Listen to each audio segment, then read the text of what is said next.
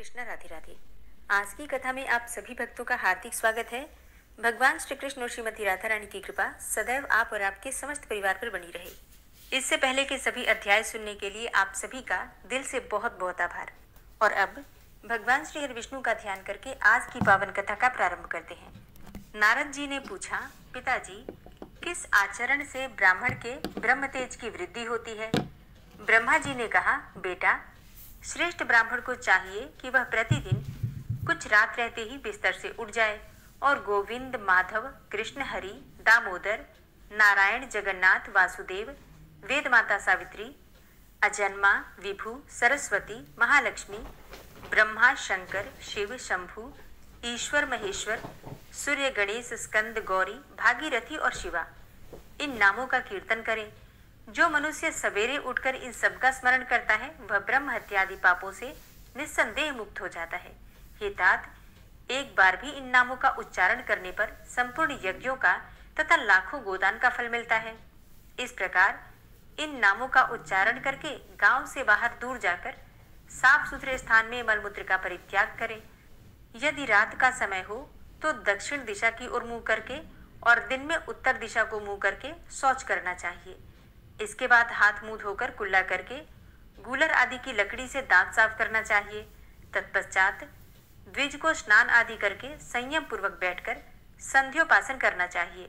पूर्वान काल में रक्त वर्णा गायत्री, मध्यान्ह काल में शुक्ल वर्णा सावित्री और सायंकाल में श्याम वर्णा सरस्वती का विधि पूर्वक ध्यान करना उचित है। प्रतिदिन के स्नान की विधि इस प्रकार है। अपने ज्ञान के अनुसार यत्न पूर्वक स्नान विधि का पालन करना चाहिए। पहले शरीर को जल से भिगोकर फिर उसमें मिट्टी लगाएं। मस्तक, ललाट, नासिका, हृदय, भौह, बाहु, पसली, नाभि, घुटने और दोनों पैरों में मृत्तिका लगाना उचित है। घोड़े, रथ और भगवान श्री विष्णु द्वारा आक्रांत होने वाली मृत्तिका मई वसुंधरे, मेरे द्वारा जो भी दुष्कर्म या पाप हुए हो उन्हें तुम हर लो। इस मंत्र से जो अपने शरीर में मिट्टी का लेप करता है उसके सब पापों का क्षय हो जाता है तथा वह मनुष्य सर्वथा शुद्ध हो जाता है।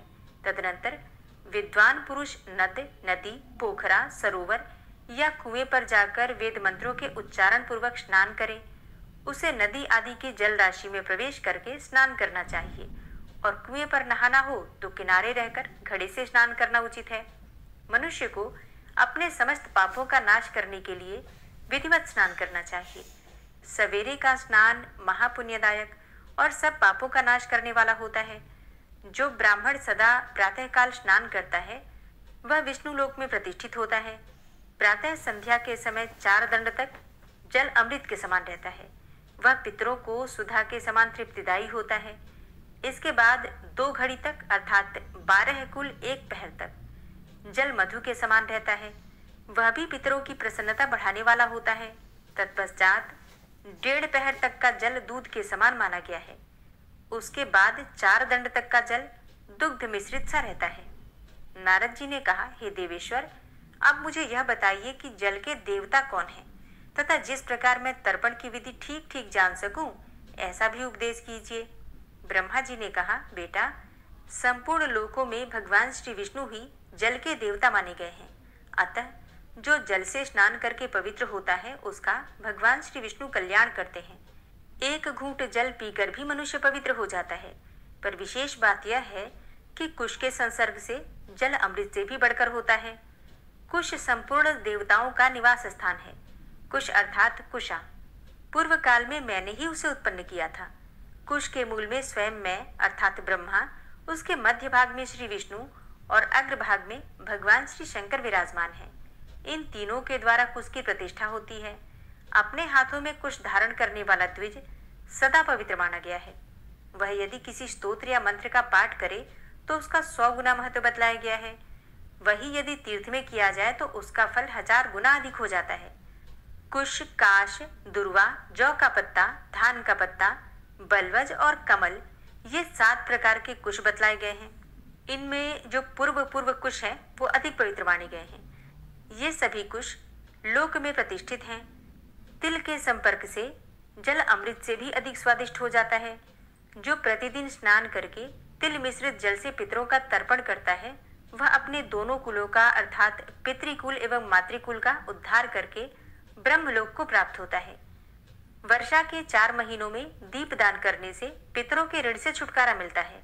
जो 1 वर्ष तक प्रति अमावस्या को तिलों के द्वारा पितरों का तर्पण करता है, वह विनायक पदवी को प्राप्त होता है और संपूर्ण देवता उसकी पूजा करते हैं। जो समस्त युगादि तिथियों को तिलों द्वारा पितरों का तर्पण करता है, उसे अमावस्या की अपेक्षा 100 गुना अधिक फल प्राप्त होता है। अयन आरंभ होने के दिन विषुव योग में पूर्णिमा तथा अमावस्या को पितरों का तर्पण करके मनुष्य स्वर्ग लोक में प्रतिष्ठित होता है। मनवंतर संज्ञक तिथियों में तथा अन्यान्य पुण्य पर्व के अवसर पर भी तर्पण करने से यही फल मिलता है। चंद्रमा और सूर्य के ग्रहण में गया आदि पुण्य तीर्थों के भीतर पितरों का तर्पण करके मनुष्य वैकुंठ धाम को प्राप्त होता है। इसलिए कोई पुण्य दिवस प्राप्त होने पर पितृ समुदाय का तर्पण अवश्य करना चाहिए।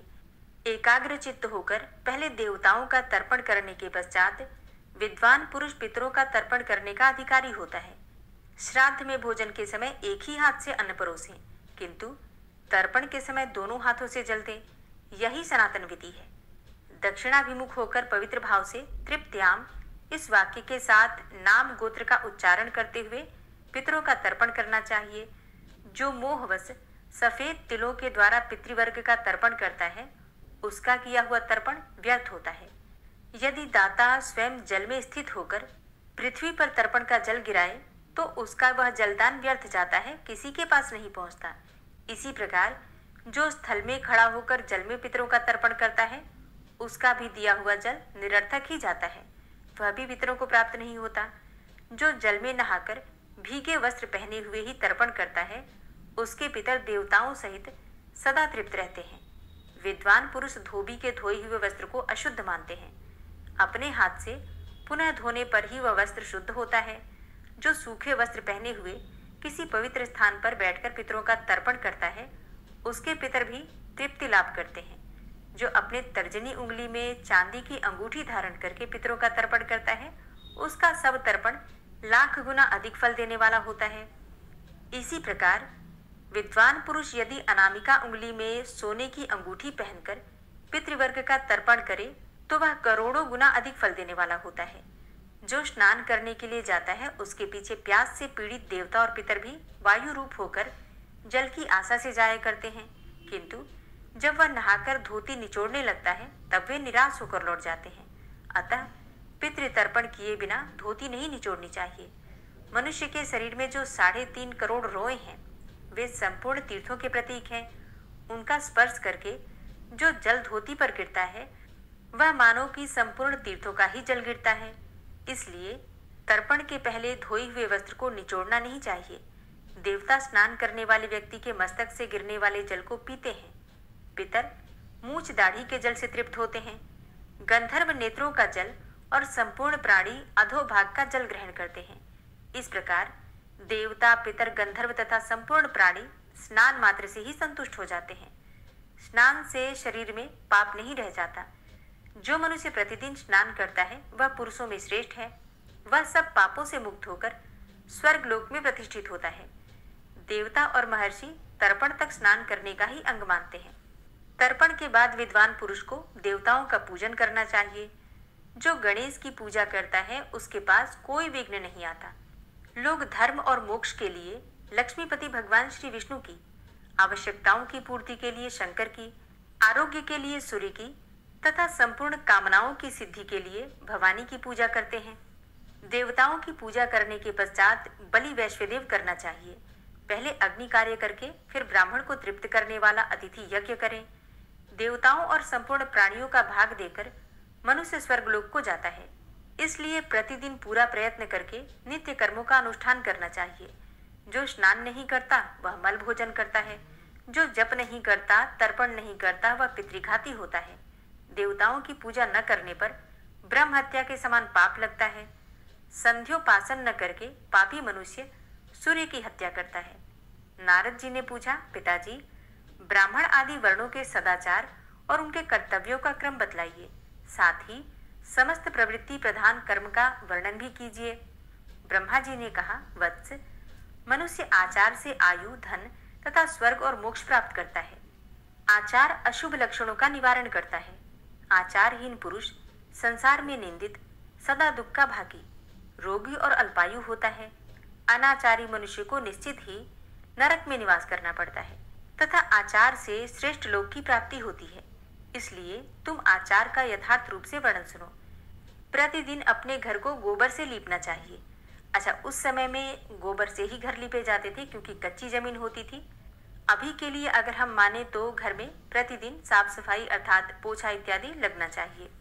उसके बाद काठ का पीढ़ा, बर्तन और पत्थर धोने चाहिए। कांसे का बर्तन राख से और तांबा खटाई से शुद्ध होता है।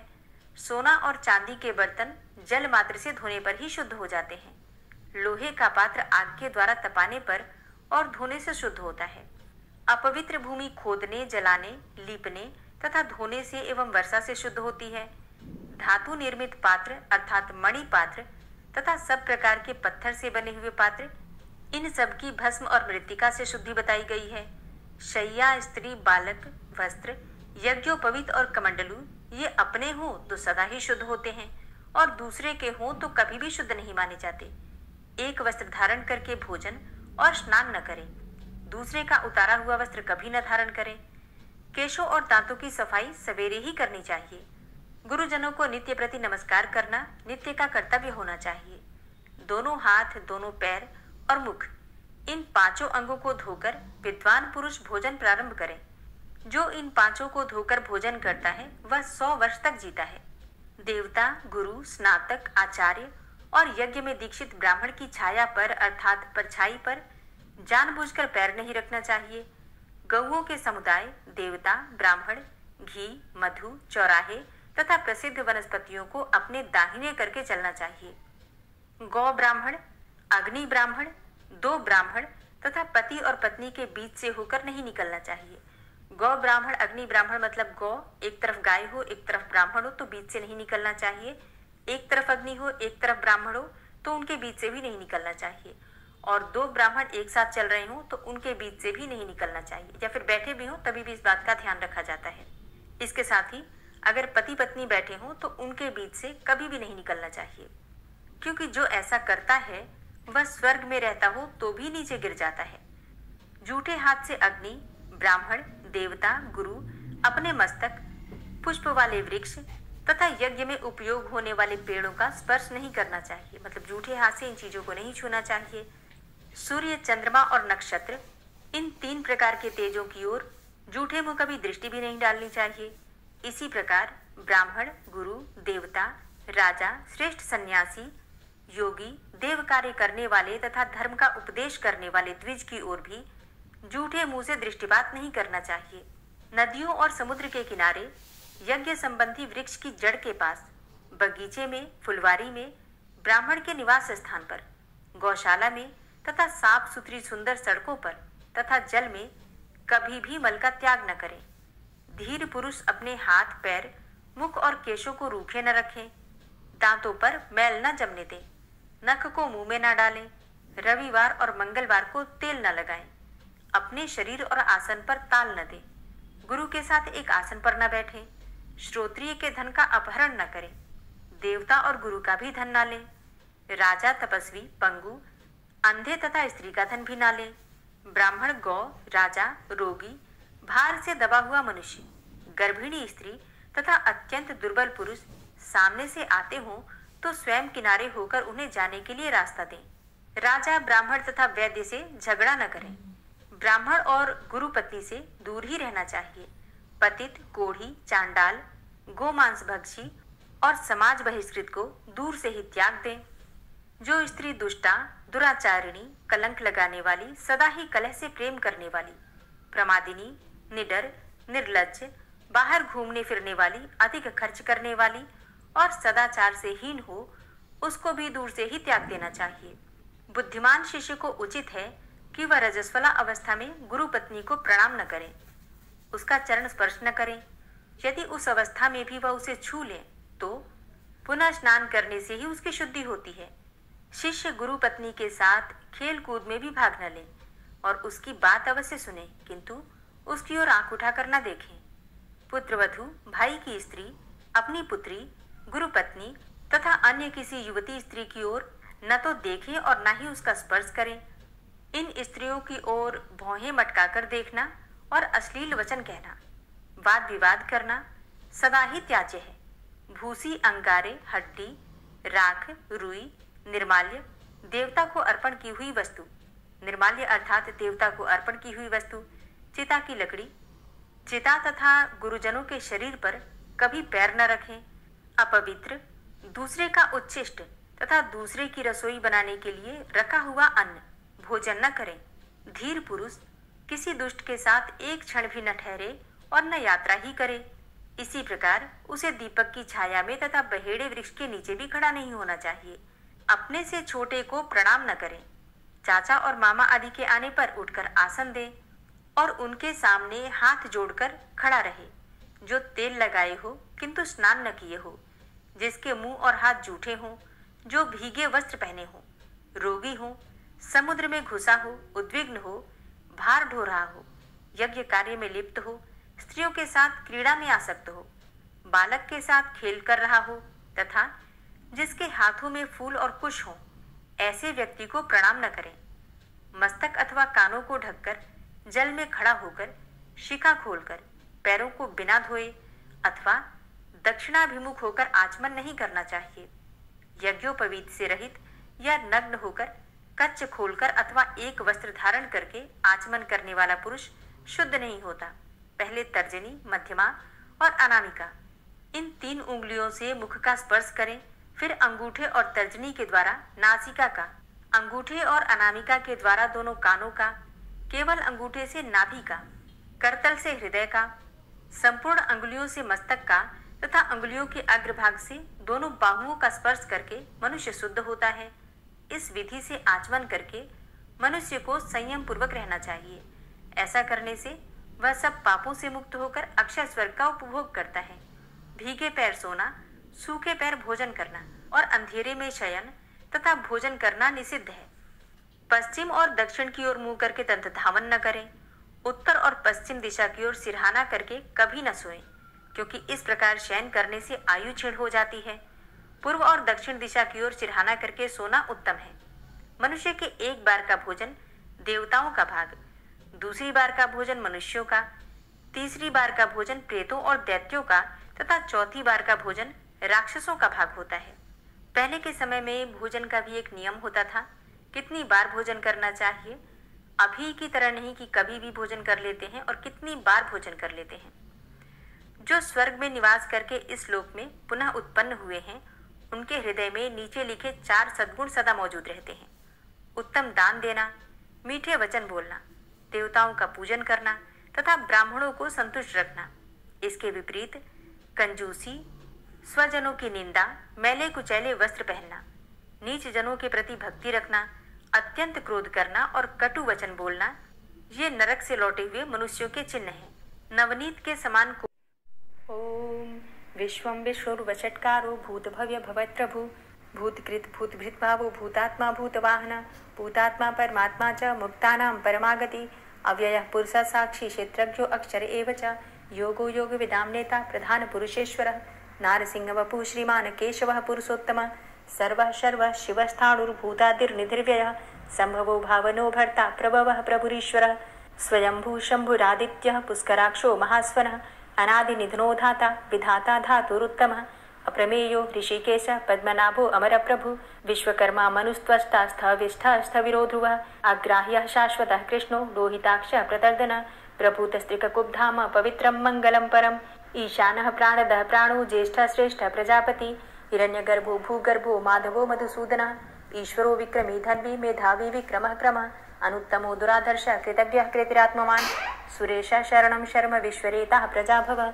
अह संवत्सरो व्याल प्रत्ययः सर्वदर्शनः अजः सर्वेश्वरः सिद्धः सिद्धे सर्वादिर्च्युतः वृषाकपिर्मेयात्मा सर्वयोगविनिश्रितः वसुर्वसुमनः सत्यः समात्मा संमितः समः अमोघ पुण्डरीकाक्षो वृषकर्मा वृषाकृतिः रुद्रो बहुशिरा बभ्रुर्विश्वयोनिः शुचिश्रवः अमृतः शाश्वतस्थाणुर्वरारोहो महातपः सर्वगः सर्वविद्भानुर्विश्वक्सेनो जनार्दनः वेदो वेदविद्व्यङ्गो वेदाङ्गो वेदवित्कविः लोकाध्यक्षः सुराध्यक्षो धर्माध्यक्षः कृताकृतः चतुरात्मा चतुर्व्यूहश्चतुर्द्रष्टश्चतुर्भुजः भ्राजिश्रुर्भोजनं भोक्ता सहिस्रुर्जगदाति च अनघो विजयो जेता विश्वयोनिः पुनर्वसु उपेन्द्रो वामनः प्रांशुर्मोघः शुचिरुर्जिता अतीन्द्रः संग्रहः सर्गो धृतात्मा नियमो यमः वेद्यो वैद्यः सदा योगी वीरः माधवो मधु अतीन्द्रियो महामायो महोत्साहो महाबलः महाबुद्धिर्महावीर्यो महाशक्तिर्महाद्युति अनिर्देश्य वपु श्रीमान् मेयात्मा महाधृतिक् महिश्वासो महीभर्ता श्रीनिवास सतां गति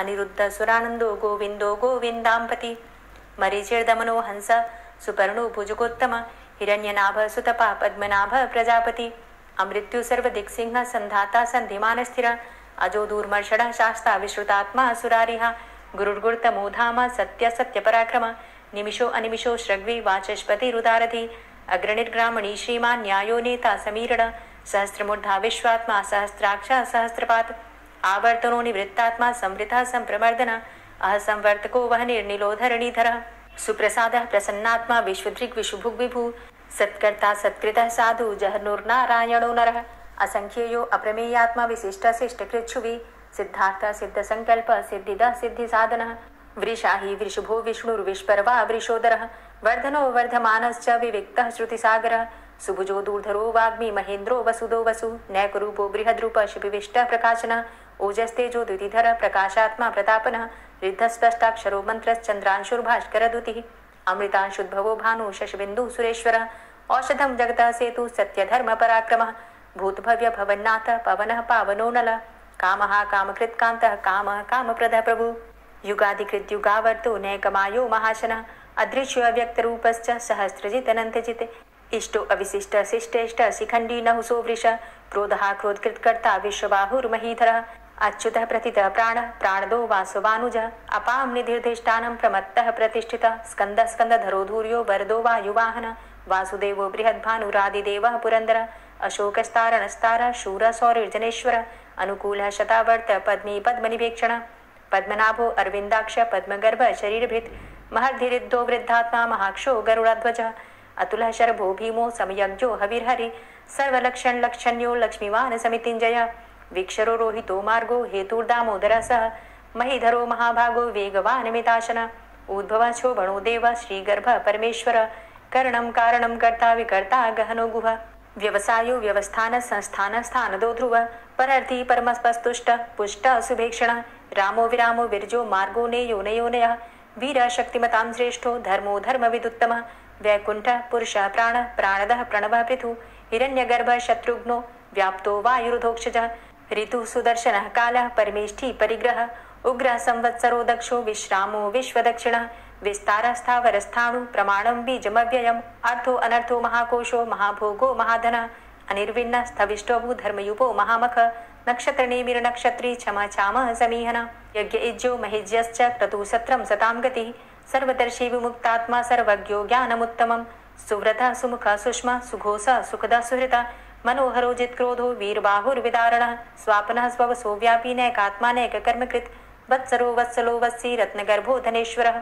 धर्मगुप्त धर्मकृद्धर्मी सदसक्षरमक्षरम् अविज्ञाता सहस्रांशुर्विधाता कृतलक्षणः गभस्थिनेमिः सत्त्वस्थः सिंहो भूतमहेश्वरः आदिदेवो महादेवो देवेशो देवभृद्गुरुः उत्तरो गोपतिर्गोप्ता ज्ञानगम्यः पुरातनः शरीरभूतभृद्भोक्ता कपीन्द्रो भूरि दक्षिणः सोमभो अमृतपः सोमः पुरुजित पुरुषोत्तमः विनियोजय सत्यसन्धो दाशाः सात्वताम्पतिः जीवो विनयिता साक्षी मुकुन्दो अमितविक्रमः अम्भो निद्रणन्तात्मा महोदधीशयोऽन्तकः अजो महारः स्वाभाव्यो जितामित्रः प्रमोदनः आनन्दो नन्दनो नन्दः सत्यधर्मा त्रिविक्रमः महर्षि कपिलाचार्यः कृतज्ञो मेदिनीपतिः त्रिपदस्त्रिदशाध्यक्षो महाशृङ्गः कृतान्तकृत् महावराहो गोविन्दः सुखेणः कनकाङ्गदी गुह्यो गभीरो गहनो गुप्तश्चक्रगदाधरः वेधा स्वाङ्गो अजितः कृष्णो दृढः सङ्कर्षणोच्युतः वरुणो वारुणो वृक्षः पुष्कराक्षो महामनाः भगवान् भगानन्दी वनमाली हलायुधः आदित्यो ज्योतिरादित्यः सहिष्णुर्गतिसत्तमः सुधन्वाखण्ड परशुर्दारुणो द्रविडप्रदः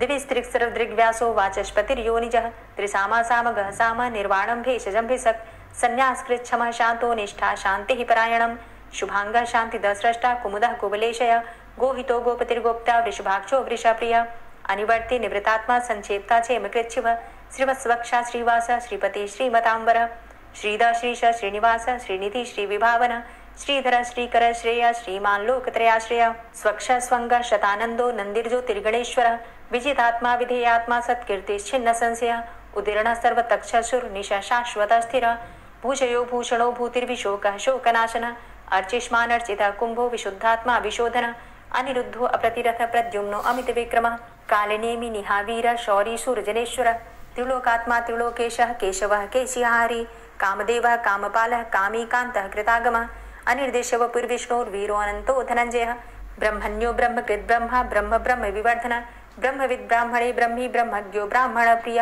महाक्रमो महाकर्मा महातेजा महोरगः महाक्रतुर्महायज्वा महायज्ञो महाहवि स्तव्यस्तव प्रिय स्तोत्रं स्तुतिस्तोतारण प्रिय पूर्णः पुरैता पुण्य पुण्यकीर्तिर्नामयः मनोजवस्तीर्थकरो वसुरेता वसुप्रद वसुप्रदो वासुदेव वसुर्वसुमनाहवि सद्गतिः सत्कीर्तिः सत्ता सद्भूति सत्परायणः शूरसेनो यदुश्रेष्ठः सन्निवासः सुयामुनः भूतावासो वासुदेवः सर्वासु निलयोनलः दर्पः दर्पदो दृप्तो दूढरोधा पराजितः विश्वमूर्तिर्महामूर्तिर्दीप्तमूर्तिर्मूर्तिमान् अनेकमूर्तिरव्यक्तः शतमूर्तिः शताननः एको नैकः सवः क किं यत्तत्पदमनुत्तमं लोकबन्धुर्लोकनाथो माधवो भक्तवत्सलः सुवर्णवर्णो हेमांगो वरांगश्चन्दनांगदी वीरः विषमः शून्यो घृताशीरचलश्चलः अमानीमानदो मान्यो लोकस्वामी त्रिलोकदृक् सुमेधा मेधजो धन्यः सत्यमेधाधराधरः तेजो वृषः द्वितिधरः सर्वशस्त्रभृताम्बरः प्रग्रहो निग्रहो व्यग्रो नैकशृङ्गो गदाग्रजः चतुर्मूर्तिश्चतुर्बाहुश्चतुर्व्यूहश्चतुर्गति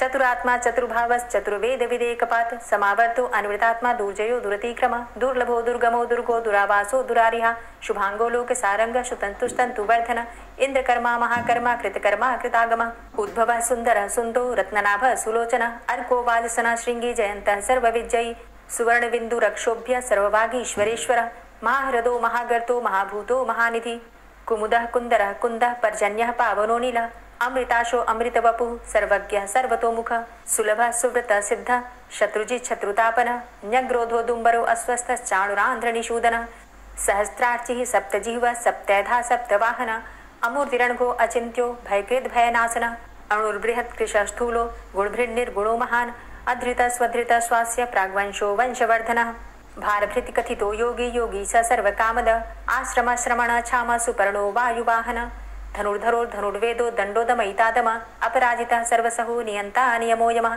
सत्ववान् सात्विकः सत्य सत्यधर्मपरायण अभिप्रायः प्रियार्होरः प्रियकृत् प्रीतिवर्धनः विहाय सगतिर्ज्योति सुरुचिर्हुद्भुग्विभु रविर्विलोचनः सूर्य सविता रविलोचनः अनंतो हुद्भुग्भोक्ता सुखदो नैकजोग्रज अनिर्विण्ण सदामर्षि लोकाधिष्ठानमद्भुतः सनात सनातन्तमः कपिलः कपिरप्यय स्वस्तिदा स्वस्तिकृत् स्वस्ति स्वस्तिभुक् स्वस्ति दक्षिणः रौद्रः कुण्डली चक्रे विक्रमयुर्जितशासनः शब्दातिगः शब्दशः शिशिरः शर्वरीकरः अक्रूरः पेशलो दक्षो दक्षिणः क्षमिणाम्बरः विद्वतमो वितभय पुण्यशमन कीर्तन उत्तारणो दुष्कृतिः पुण्यो दुःस्वप्ननाशन वीरः रक्षण संतो जीवनः पर्यवस्थितः अनन्तरूपो अनन्तसृर्जितमन्युर्भयापः चतुरष्ट्रो गभीरात्मा विदिशो व्यादिशो दिश अनादिर्भूर्भुवो लक्ष्मी सुवीरो रुचिरांगद जननो जन्मादिर्भीमो भीम पराक्रम आधारनीले योधाता पुष्पहासः प्रजागर ऊर्ध्वगः सत्पथाचारः प्राणदः प्रणवपण प्रमाणं प्राणनीलियः प्राणभृत् प्राणजीवन तत्त्वं तत्त्वविदेकात्मा जन्म मृत्यु जरातिग पूर्व स्वस्तरुस्तार सविता प्रपितामह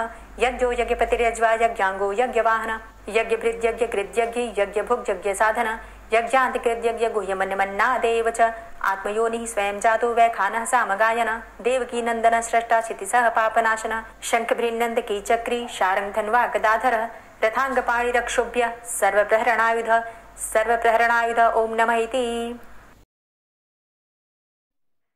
श्री राधा कृपा कटाक्ष स्तोत्र। मुनीन्द्र वृंद वंदिते त्रिलोक शोक हारिणी प्रसन्न वक्त्र पंकजे निकुंज भूविलासिनी व्रजेन्द्र भानुनंदिनी व्रजेन्द्र सूनु संगते कदा करिष्यसि मां कृपा कटाक्ष भाजनम् अशोक वृक्ष वल्लरी वितान मंडप स्थिते प्रवाल बाल पल्लव प्रभारुणांध्रि कोमले वराभय स्फुरत्करे प्रभूत संपदालये कदा करिष्यसि मां कृपा कटाक्ष भाजनम् अनंगरंग मंगलं प्रसंग भंगुरं भ्रुवां सविभ्रमं ससंभ्रमं दृगन्तबाणपातनय निरन्तरं वशीकृत प्रतीतनन्दनन्दने कदा करिष्यसि मां कृपाकटाक्षभाजनम्